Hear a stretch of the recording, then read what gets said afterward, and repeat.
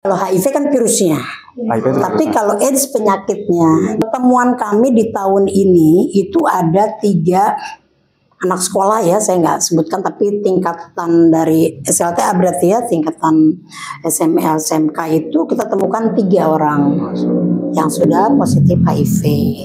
Calon pengantin ini dianjurkan untuk melakukan tes HIV. Apalagi ya suka dukanya ya kadang kita juga sempat diusir-usir juga gitu ya, karena padahal tujuannya menolong. Iya, mereka yang datang ke kami itu banyak juga anak remaja, ada juga yang sudah berumah tangga, dan itu kami berikan secara cuma-cuma untuk melakukan konseling di Komisi Penanggulangan AIDS. Apakah Ibu tidak khawatir, Ibu nanti saya tertular atau gimana? Ya, selamat siang sahabat wartawan. Kita kehadiran narasumber yang luar biasa, Ibu Dr. Sri Mariati, Ketua Komisi Penanggulangan HIV Kota Cirebon. Kita akan membahas tentang fenomena HIV di Kota Cirebon kekinian. Dan pada podcast kali ini kita juga kehadiran teman-teman mahasiswa dan teman-teman wartawan. Kita akan diskusi tentang fenomena HIV AIDS di Kota Cirebon yang terbaru, yang kekinian. Kita langsung saja bertanya ke Ibu Dr. Sri Mariati. Tapi sebelumnya kita ingin beliau menjelaskan dulu tentang HIV AIDS, kemudian tentang fenomena yang terjadi di Kota Cirebon. Baik Bu, pertama saya ucapkan terima kasih Bu sudah datang di podcast PW Kota Cirebon. Inilah rumah besar wartawan ya, sederhana tapi dari sini mungkin akan muncul inspirasi-inspirasi bagus yang bisa mengedukasi masyarakat. Mangga Bu, kita persilakan Ibu untuk menjelaskan tentang HIV AIDS di Kota Cirebon. Iya, baik, terima kasih Mas Alif, teman-teman semuanya. Tapi izin tadi saya mau meluruskan dulu. Saya sekretaris Komisi Penanggulangan AIDS, ya. Karena ketuanya langsung Pak Wali Kota, beliau ya selaku kepala daerah, tetapi juga beliau otomatis karena sesuai dengan Permendagri nomor 20 tahun 2007, beliau menjadi Ketua Komisi Penanggulangan AIDS. Otomatis. Jadi di setiap kabupaten kota, ketua KPA-nya adalah kepala daerah sampai dengan tingkat provinsi seperti itu ya. Baik, Mas Alif, memang bicara soal HIV ya di Kota Cirebon ini, pemerintah Kota Cirebon melalui Komisi Penanggulangan AIDS kita ini sangat concern dan juga sudah melakukan program dan juga kegiatan secara terarah, terukur dan terencana. Mengapa? Karena kita ini satu-satunya kabupaten atau kota di Indonesia yang memiliki rencana aksi daerah tentang pencegahan dan penanggulangan HIV serta infeksi menular seksual. Dan ini kita berlanjut yang kedua, karena sebelumnya di tahun 2019 sampai dengan 2023, nah sekarang 2025 sampai dengan 2029. Mengapa ini perlu dilakukan? Karena ini penting bagi daerah untuk melakukan upaya-upaya penanggulangan HIV AIDS itu agar tidak parsial, kemudian juga akhirnya satu sama lain sudah melakukan kegiatan banyak tetapi tidak bisa dikompilasi karena tidak ada yang bisa melakukan orkestrasi ya, yang tentunya Komisi Penanggulangan AIDS melalui Pak Wali ini berupaya untuk seluruh komponen di masyarakat Kota Cirebon ini bisa bersama-sama melakukan upaya penanggulangan AIDS. Mengapa? Karena memang setiap tahun itu selalu ditemukan kasus HIV. Kalau bicara soal data sampai dengan Mei 2025 di kita ini sudah 2.449 kasus HIV dan kasus AIDS-nya 951. Ini baru sampai Mei ya, dan itu baru sampai, kalau dari Januari sampai Mei itu 2.400 itu dari mulai 2006 sampai dengan Mei 2025. Tapi kalau dari Januari sampai Mei yang ditemukan itu sekitar 76 kasus HIV dan AIDS-nya 2. Nah, ini tentunya juga merupakan upaya dari pemerintah kota untuk kita bisa bersama-sama, yang pertama adalah menurunkan angka bahkan meniadakan dulu ya, meniadakan kasus HIV AIDS sampai dengan tahun 2030. Jadi berharap bahwa nanti tahun 2030 itu tidak ada temuan kasus baru nih seperti itu. Jadi kasus HIV-nya ya sudah, berarti kasus yang lama orang yang positif stop. Misalnya di 2030 kita sampai angka 3.000, berarti itu harus stop di situ. Tidak boleh ada lagi. Berharap seperti itu. Kemudian juga bahwa menurunkan kematian karena AIDS, berharap sih tidak lagi orang mati karena AIDS, karena sebetulnya HIV itu bisa dicegah dan bisa dikendalikan. Dan juga bagaimana mengurangi stigma dan diskriminasi. Ini yang susah, karena kita bisa lihat hari ini yang pengidap HIV itu sekarang didominasi oleh usia produktif. Dan sekarang sudah merambah lagi ke usia remaja. Karena di kami ini data kami bahwa anak remaja yang sudah melakukan perilaku seks berisiko itu dimulai dari usia 12 tahun. Seperti itu. Jadi yang termuda ini 12 tahun. Bahkan mohon maaf, ada yang juga sudah melakukan kegiatan yang komersial seperti, jadi seksualitasnya komersial anak 12 tahun. Dan ini sudah kami lakukan pendampingan, tetapi memang juga butuh beberapa perangkat agar bisa mensupport anak ini supaya tidak lagi melakukan seperti itu, karena memang yang bersangkutan juga sudah tidak bersekolah. Nah, fenomena-fenomena seperti ini banyak hari ini, dan usia remaja ini hampir 24,1% itu didominasi oleh usia remaja. Di usia 10 sampai 24 itu juga mendominasi seperti itu. Nah, ini kondisi-kondisi yang memang terjadi di Kota Cirebon, dan tentunya dengan adanya fasilitas kesehatan yang semakin diperluas, sehingga Kepala Dinas Kesehatan Kota Cirebon sebagai dinas teknis berharap bahwa peningkatan kesehatan mereka yang sudah positif HIV ini kan harus terus ditingkatkan kesehatannya. Karena mereka harus tetap bertahan dengan HIV-nya, jangan sampai mereka kena AIDS seperti itu. Mereka harus berobat. Kemudian juga tentunya kita bisa melihat dampaknya, dampak dari pengidap HIV ini. Kalau kita juga harus melihat dari sisi sosial, sisi ekonomi, ini juga harus menjadi perhatian bagi kita. Dan tentunya kami alhamdulillah sudah bekerja sama dengan Basnas Kota Cirebon, dan alhamdulillah Basnas ini memberikan bantuan, yaitu berupa susu formula kepada anak-anak yang ibunya positif HIV. Karena memang anak-anak yang dilahirkan dari ibu yang positif HIV ini tidak bisa diberikan ASI sebagai bentuk upaya pencegahan anaknya supaya tidak tertular dari ibunya, seperti itu.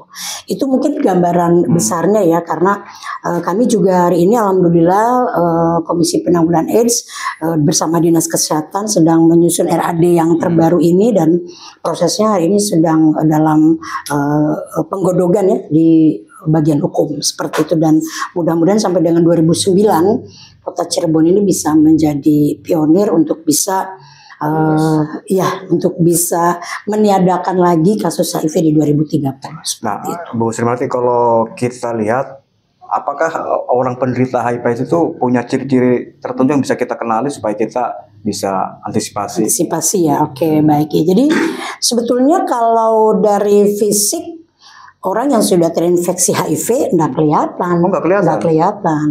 Yang masih sehat-sehat saja, normal-normal saja. Dan karena mereka tidak perlu juga di karantina gitu. Karena kan penularannya sebetulnya hanya melalui hubungan seks dan darah, pertukaran darah. Hanya itu, tidak beda dengan COVID ya Mas Alif, yang harus dijauhi karena ngobrol saja sudah tertular. Jadi sebetulnya kenapa tadi saya bilang bisa dicegah dan bisa dikendalikan, karena memang penularannya yang hanya lewat 2 itu saja gitu. Yang lain sebetulnya kayak misalnya ramai pisau cukur dan yang lain sebagainya, sampai hari ini kami memang belum mendapatkan kasus yang tertular dari pisau cukur, karena tentunya orang yang HIV AIDS misalnya, kalau menular itu kan virusnya harus keluar, terus harus masuk, harus hidup, harus cukup. Kalau 4 ini tidak memenuhi, mereka tidak akan tertular. Nah, ketika virus masuk ke dalam tubuh, misalnya gini, tadi malam seseorang ini sudah melakukan perilaku berisiko. Kemudian sebetulnya misal virusnya sudah ada di dalam tubuh. Ketika pagi ini dia memeriksakan di layanan kesehatan, itu masih negatif. Itu masih negatif.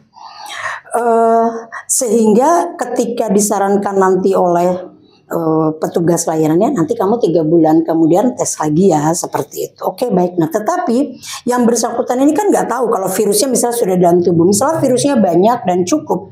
Pada saat misalnya besoknya dia melakukan lagi perilaku seks berisiko dan orang lain, maka siap-siap virus itu bisa diluncurkan. Artinya gini loh Bu, seperti itu. Supaya kita waspada nih, supaya tidak menjaga tidak tertular, kan kita juga tidak tahu karena tidak ada ciri-ciri khusus ya. Iya. Maka menurut Ibu antisipasinya seperti apa? Sesuai dengan Permenkes 23 tahun 2022. Jadi kalau tidak mau tertular HIV, yang pertama tidak melakukan perilaku seks berisiko. Malah di situ jelas tidak melakukan seks sebelum menikah, seks pranikah, tidak melakukan seks pranikah setiap ada pasangan. Sudah itu saja. Dan kan sebelum menikah kan pasangan juga kita tidak tahu apakah dia terlibat. Nah, kebetulan memang kalau di Kota Cirebon ini kita punya perda yang mengatur bahwa calon pengantin ini dianjurkan untuk melakukan tes HIV. Dan dari tahun 2015 sampai dengan 2025 ini kita sudah menemukan 16 kasus HIV di calon pengantin. Apakah mereka tetap menikah gitu? Mereka tetap menikah, tetapi tetap diberikan konseling yang utuh seperti itu supaya pasangannya tidak tertular seperti itu. Dari 16 ini mereka tetap menikah. Nanti nggak bisa nggak punya keturunan kan katanya melalui proses perilaku saja. Ya. Kalau kemudian menikah tapi tidak melakukan hubungan itu kan artinya gimana itu? Iya, jadi biasanya seperti ini prosesnya. Misal nanti kita akan mereka dinyatakan positif ya, misal dua-duanya positif gitu. Apakah orang yang positif, perempuan yang positif bisa punya anak yang negatif? Bisa juga. Tapi memang ini harus melalui proses yang luar biasa harus diikuti oleh calon pengantinnya atau pasutri ini ya kalau mereka sudah menikah. Pada saat mereka dinyatakan positif, maka selama 2 tahun mereka harus minum obat dan tidak boleh putus. Setelah itu 2 tahun. Setelah tiap hari obatnya? Obatnya tiap hari diminum. Nah sekarang untungnya obatnya itu hanya sehari 1 kali. Kalau dulu setiap 12 jam. Jadi itu luar biasa. Membuat teman-teman bosan. Namanya ARV, antiretroviral. Seperti itu. Jadi ya mereka konsumsi obat itu dan luar biasanya ya Indonesia itu menggratiskan obat itu gitu. Aslinya mahal itu Bu? Mahal itu bisa yang lini 1 tuh bisa 600 sampai 900 ribu lah untuk sebulan. Kalau sekarang kebayang kalau satu keluarga ada 5 orang yang positif berarti kalau kali 600 saja udah 3 juta untuk obatnya saja. Pemerintah Indonesia itu luar biasa menanggung untuk pembelian obat karena kita ada sekitar 500 ribuan di Indonesia yang terinfeksi HIV, jadi sekitar hampir 200 miliaran lah untuk membelikan obat dan alat tes yang lainnya seperti itu. Nah kembali lagi tadi misal terus bagaimana ketika mereka menikah setelah 2 tahun dia minum obat kemudian mereka dicek virusnya, dicek virusnya. Nah ini namanya viral load-nya. Nah ini tadi tes untuk viral load ini kita masih bergantung nih kepada pemerintah provinsi melalui pemerintah provinsi ya, tapi dananya dari pusat untuk melakukan tes viral load ini lumayan mahal. Kalau ada program teman-teman yang pengidap nih senang gitu karena mereka harus melakukan cek viral load-nya karena untuk melihat apa? Untuk melihat jumlah virus yang ada di dalam tubuhnya seperti itu. Nah, kalau nanti virusnya dinyatakan unpredictable gitu ya atau dinyatakan 0 lah kalau kita dibilang virusnya 0 atau virusnya tidur kalau bahasa awamnya. Nah, berarti pada saat itulah mereka bisa punya program punya anak. Karena ingat virus HIV itu bukan di sperma, tapi di cairan sperma. Ini yang luar biasanya. Makanya sebetulnya kita masih bersyukur kepada Allah ya bahwa mereka yang pengidap HIV ini masih diberikan kesempatan untuk mempunyai keturunan karena memang bukan di spermanya tapi di cairan spermanya itu. Agak apa tuh bedanya tuh? Kalau cairan tuh bentuknya pelumas seperti pelumasnya. Yang lucunya kalau yang spermanya yang kental. Iya betul yang seperti itu. Nah ini memang harus perlu tahu ya edukasi seperti ini karena memang orang-orang ini nggak tahu seolah-olah bahwa mereka yang positif tidak boleh punya anak gitu ya padahal sebetulnya bisa. Tapi kemudian juga programnya harus betul-betul ini harus betul-betul dilewati karena kalau misalnya dia minum obatnya bolong seperti itu juga sulit juga akhirnya nanti. Kasihan pasangannya nanti bisa tertular ya. Sangat bisa tertular dan ini terjadi di Kota Cirebon itu kami punya data sekitar 80-an orang yang tidak mau minum obat lagi. Nah ini salah satu tugas KPA nih melakukan home visit, kemudian kami mendatangi, kemudian mengajak lagi secara persuasif supaya mau berobat lagi karena kuncinya adalah kunci penularannya ada di teman-teman yang sudah positif HIV. Kalau mereka patuh minum obat, kemudian virus yang predictable ya mereka tidak menularkan seperti. Tapi yang menjadi masalah hari ini mereka yang perilakunya beresiko dan belum tes HIV dan berarti kan belum dinyatakan positif, mereka masih melakukan perilaku beresiko yang mungkin itulah yang bisa menularkan kepada masyarakat kita, seperti itu Mas Alif. Ini kan kita mengenal di dunia HIV itu ada ODA, HIV, AIDS itu berbeda Bu ya? Perbedaannya apa dia? Ya, jadi kalau HIV kan virusnya. Tapi kalau AIDS penyakitnya. Jadi kenapa kita tadi saya di awal menyampaikan tidak ada lagi kematian karena AIDS. Jadi misalnya dia sudah dinyatakan positif HIV, ya selamanya dia positif HIV, jangan sampai dia kena AIDS. Nah kalau tidak misalnya dia berobat secara rutin, maka tadi dia bisa kena AIDS. AIDS itu kan sebetulnya kumpulan penyakitnya. Nanti ada meningitis, ada hepatitis, ada TBC dan yang lain sebagainya ya.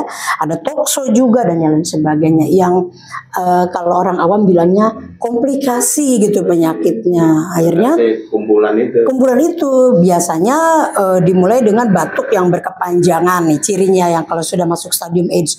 Batuk nggak berhenti 3 bulan, minum obat 3 hari tapi batuk lagi tuh. Kemudian berat badannya menurun 10% setiap bulannya.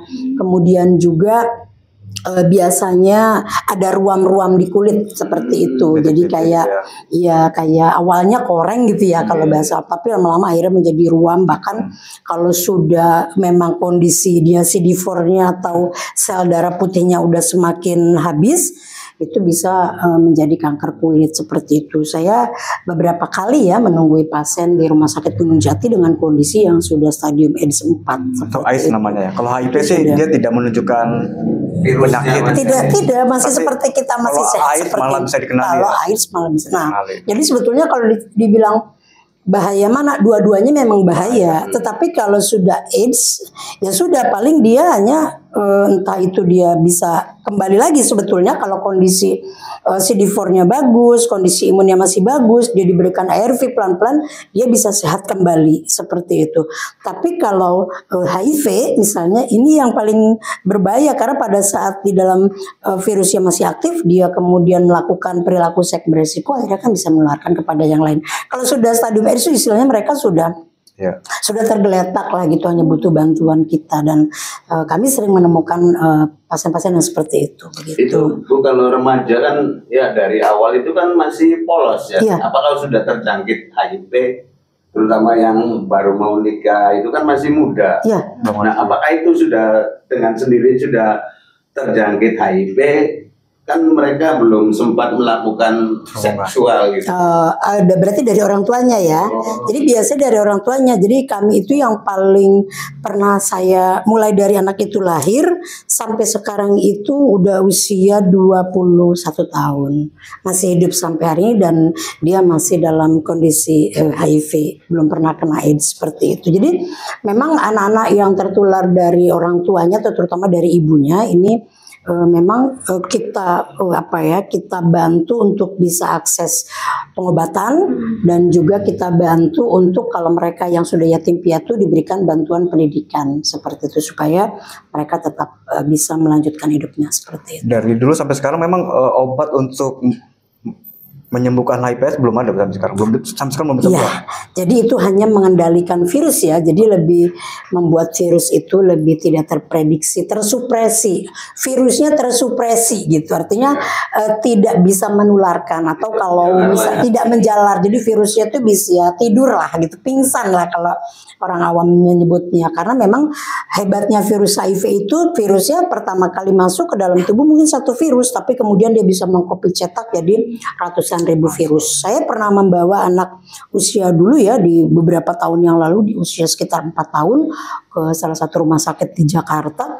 Itu ketika dicek di sana ternyata virusnya sekitar 300 ribuan virus dan sudah kondisi AIDS pada saat itu. Dan kembali lagi ke sini dia sempat bertahan tapi di tahun 2001-an sudah meninggal dunia seperti itu karena memang anaknya tidak mau minum obat lagi seperti itu. Baik, apakah orang yang sudah terjangkit HIV/AIDS itu bisa hidup normal atau tidak? Nah, jika misalkan tadi ada pengobatannya ya selama bertahun-tahun mungkin ya.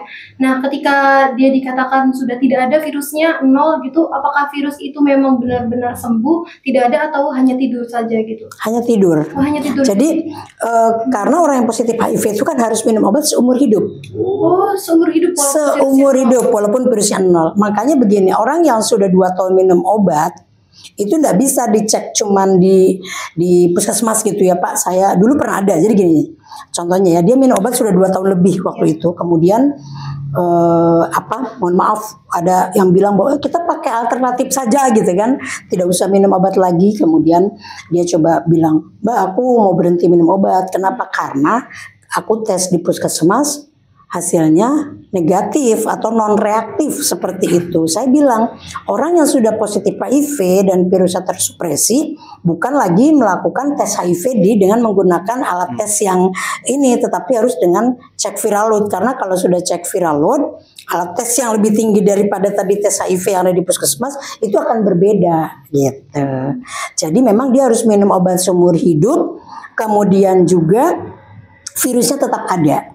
Jadi kalau saya selalu bilang tidur saja, tersupresi saja gitu. Jadi dia tidak ganas. Jadi yang paling setia ya memang virus HIV. Ketika dia sekali masuk, dia tidak akan keluar lagi gitu, selamanya akan ada di dalam tubuh. Coba menjelaskan dulu tentang fenomena HIV di kalangan mahasiswa. Maksudnya di kalangan mahasiswa ini seperti apa gitu ya. Oke, baik ya, memang kebetulan teman-teman di LSMP KBI juga kan melakukan pendampingan terutama di mereka remaja-remaja yang juga berisiko. Temuan kami di tahun ini itu ada 3 anak sekolah ya, saya nggak sebutkan, tapi tingkatan dari SLTA berarti ya, tingkatan SMA SMK itu kita temukan 3 orang yang sudah positif HIV. Ternyata setelah dicek, dari mana? Dari perilaku beresiko. Salah satunya dari hubungan seks sejenis seperti itu. Nah, kemudian saya juga menariknya nih di teman-teman remaja ya SMA ya, tingkatan apalagi mahasiswa. Jadi perilaku seks beresiko itu dianggap ya sudah biasa saja gitu. Jadi kalau kita lagi ngobrol, kita coba turun ke lapangan, rata-rata mereka berpacaran dan mereka melakukan hubungan seks seperti itu. Sehingga pada akhirnya, mengapa akhirnya di kalangan remaja temuan kasusnya juga semakin tinggi, karena memang hari ini mereka menganggap sesuatu yang permisif ya untuk melakukan hubungan seks seperti itu. Bahkan beberapa kami kan juga memberikan edukasi ya kepada mereka-mereka yang terrazia.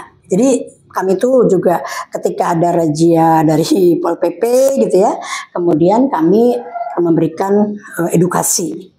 Dan kemudian setelah melakukan edukasi, biasanya besokannya kami akan bantu untuk mengantarkan mereka melakukan tes HIV di puskesmas. Dan ternyata ya ada beberapa pernah terjaring dari mahasiswa seperti itu. Ya ini yang pada akhirnya yang sangat membuat prihatin ya, bahwa remaja-remaja hari ini luar biasa lah seperti itu perilaku seks beresikonya seperti itu.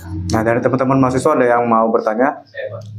Agak Mas Agam dulu. Baik Bu, saya Agam Kamaludin, saya dari mahasiswa KPI atau Komunikasi Penyiaran Islam. Saya penasaran kan tadi ngebahas tentang kita nggak tahu gejala tentang HIV, maksudnya kayak anggaplah saya tuh masih nggak tahu gitu, saya kena HIV atau enggak gitu kan. Nah terus saya tuh penasaran kalau orang yang kena HIV itu bisa donor darah atau enggak gitu. Dengan dites seperti itu apakah sudah dipastikan kita sehat atau tidak gitu. Jadi maksudnya apakah jika kalau memang bisa donor darah berarti dia termasuk sehat atau gimana gitu? Apakah masih belum bisa dipastikan dia HIV atau tidak? Oke, baik. Terima kasih Mas Agam ya. Jadi gini, yang pertama gini, ketika teman-teman untuk tahu dulu ya, kita nih kena HIV nggak sih gitu. Yang pertama, ketika kita tidak melakukan perilaku seks beresiko, kita nggak pernah ngapa-ngapain nih misalnya ya, Mas Agam nggak ngapa-ngapain, nggak pernah pacaran, nggak pernah melakukan seks, itu sudah kunci aman sebetulnya. Tapi nanti dicek lagi, apakah Mas Agam pernah berhubungan dengan jarum suntik, misalnya dengan tato gitu ya, atau misalnya jarum suntik yang bergantian seperti itu. Kadang perempuan tindik gitu ya, tindik di telinga. Nah ini bergantian, ini juga harus dilakukan tes seperti itu. Nah kemudian itu ya deteksi awal itu supaya kita tahu kalau misalnya betul-betul nggak pernah ya aman sebetulnya ya, nggak usah langsung. Tapi nanti kalau misalnya mau menikah, kalaupun harus ada dianjurkan untuk melakukan tes, itu berarti menjadi bagian dari prosedur lah seperti itu.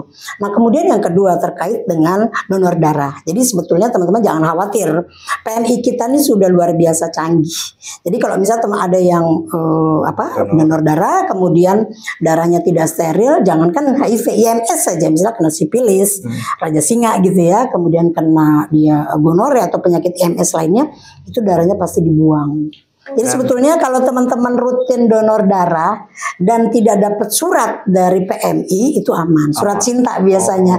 Biasanya kalau surat cinta dari PMI itu segera periksakan ke layanan, ya nanti disebutkan di puskesmas mana seperti itu. Nah biasanya ini pada takut tuh kalau dapat surat itu. Nah biasanya nanti PMI menghubungi kita untuk melakukan pendampingan seperti itu. Dan ketika dicek misalnya, kita kan nanti digali gitu ya, kenapa gitu, misalnya oh iya saya pernah melakukan misalnya hubungan seks seperti itu. Nah, kemudian dites nih misalnya negatif. Nah kita tetap akan sarankan 3 bulan berikutnya tetap harus diperiksakan. Insya Allah kalau donor darah hari ini PMI punya alat yang canggih, jadi dibuang darahnya.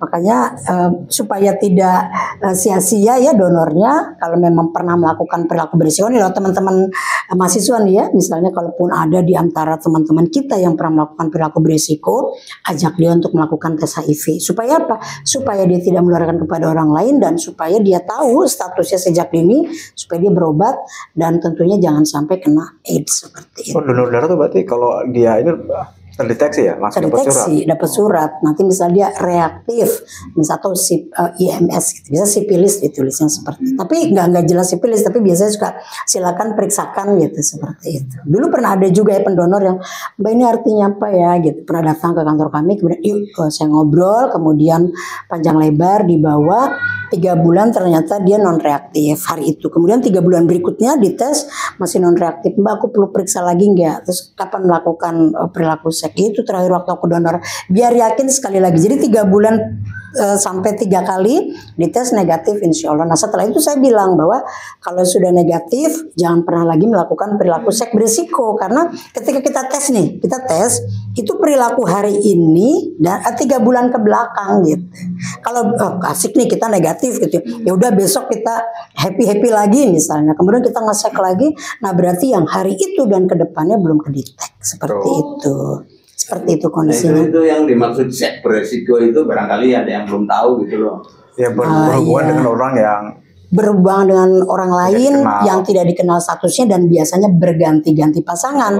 Apakah itu hetero dengan lawan jenis atau dengan sejenis. Nah kalau dengan sejenis ini akan lebih mudah menularnya. Karena apa? Karena mereka kan melakukan hubungannya anal seks ya lewat dubur. Dubur itu kan mudah terluka, pada saat terluka itulah maka virusnya bisa tertular. Nah kalau sejenisnya perempuan gimana kan?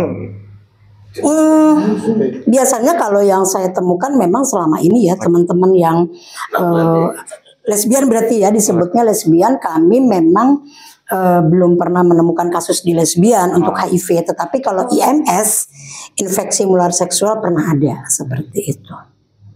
Begitu. Oke teman-teman yang lain, Mas Farhan. Ibu terima kasih sebelumnya. Perkenalkan saya Farhan, saya dari mahasiswa UIN Siberteknik dari Cirebon. Izin bertanya Ibu, tadi kan disebutkan bahwa orang yang sudah terinfeksi HIV itu harus minum obat seumur hidupnya.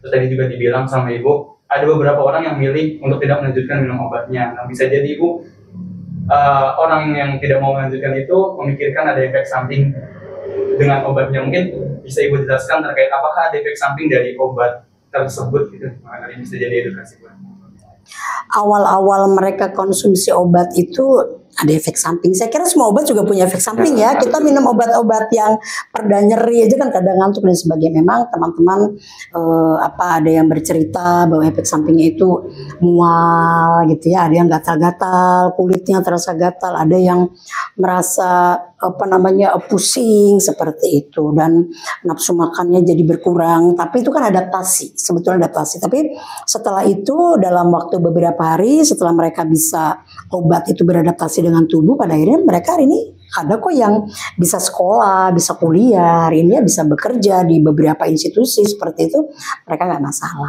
Artinya nggak merusak organ dalam, misalnya ginjal. Ya, setahu saya hari ini sampai teman-teman yang ini, karena kan mereka nanti ada tes juga.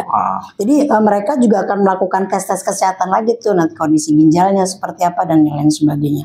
Kalau kita lihat misalnya terakhir itu saya luar biasa ya, saya salut sama mantan Panglima TNI Bapak Andika.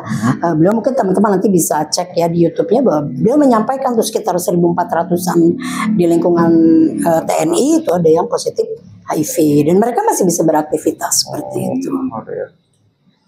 Bisa beraktivitas normal berarti ya Bu ya? Bisa, sangat bisa ya. Tapi tadi kalau mungkin di awal-awal ya, di awal-awal saja untuk penyesuaian obat mungkin sampai dengan 1 minggu mereka beradaptasi. Setelah itu mereka bisa kembali dengan normal. Ada lagi teman-teman? Yang lain juga. Yang membedakan kan ada juga nih Bu zat sel kanker ya Bu ya. Yang membedakan sel kanker dengan HIV itu apa? Maksudnya gini, kalau misalkan sel kanker itu kan pemicunya itu ada berbagai reaksi ya, kayak misalkan mengandung zat-zat karsinogen yang bisa memantik. Nah kalau HIV sendiri itu kan tadi virusnya tertidur. Nah di saat tertidur itu pemicunya apa Bu? Pemicu kuatnya atau memang nanti kalau nggak minum obat dia aktif lagi atau seperti apa? Dengan pola yang sehat tuh, agar mungkin tadi kan kalau bisa dikatakan tidak bisa lepas obatnya Bu ya, tapi nanti pemicu kuatnya apa sih Bu sehingga si virus itu tuh bangkit bangun lagi? Oh iya. Karena kan di dalam tubuh kita sendiri kan masing-masing dari dalam kita tuh ada sel kanker sebenarnya, tapi kan belum aktif, ada pemicunya gitu.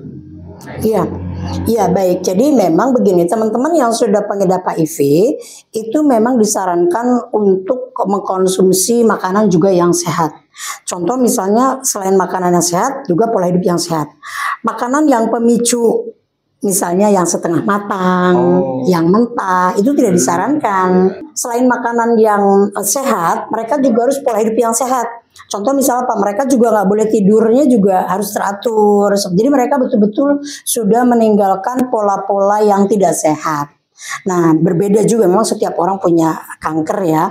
Tetapi kalau bicara soal bagaimana virus HIV tadi, virus HIV itu akan dia hidup kembali, ganas kembali kalau mereka berhenti minum obat. Udah kuncinya di situ. Nah tetapi tentunya mereka juga bukan hanya bicara soal bagaimana pola hidup dan juga bagaimana makanan yang sehat, tetapi juga mereka butuh dukungan dari kita semuanya karena mereka juga yang sudah terbebani secara mental sebetulnya, karena dia juga takut bicara kepada keluarganya atau mungkin kepada, bahkan juga ada beberapa orang yang belum cerita kepada pasangannya bahwa dia positif HIV. Tetapi hari ini kan programnya sudah harus ketika ada nama program notifikasi pasangan. Jadi artinya kalau dia dengan positif HIV maka dia harus menyampaikan kepada pasangannya.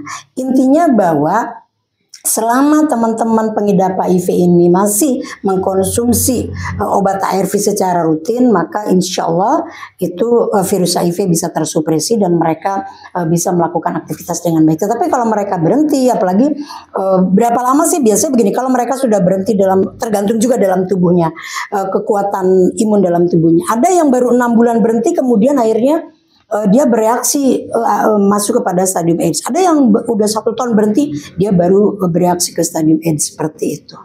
Nah, Bapak Ibu, ini mungkin pertanyaan terakhir ya. Ini mungkin agak pribadi ke Ibu. Ibu kan saya lihat bertahun-tahun bergelut di dunia kepedulian HIV itu. Apakah Ibu tidak khawatir? Ibu, nanti saya tertular atau gimana? Ada gak kekhawatiran? Terus bagaimana Ibu selama ini melakukan kegiatan tersebut? Kalau kesannya dan sebagainya Bu. Itu ya, jadi suka dukanya begitu. Yang pertama, saya selalu bilang kita ini harus mencintai pekerjaan kita. Jadi karena saya mencintai, saya passion, saya ingin membantu teman-teman yang pengidap HIV dan juga bagaimana membantu pemerintah kota untuk melakukan upaya penanggulangan. Karena kan saya sudah tahu penularannya hanya lewat hubungan seks dan lewat jarum.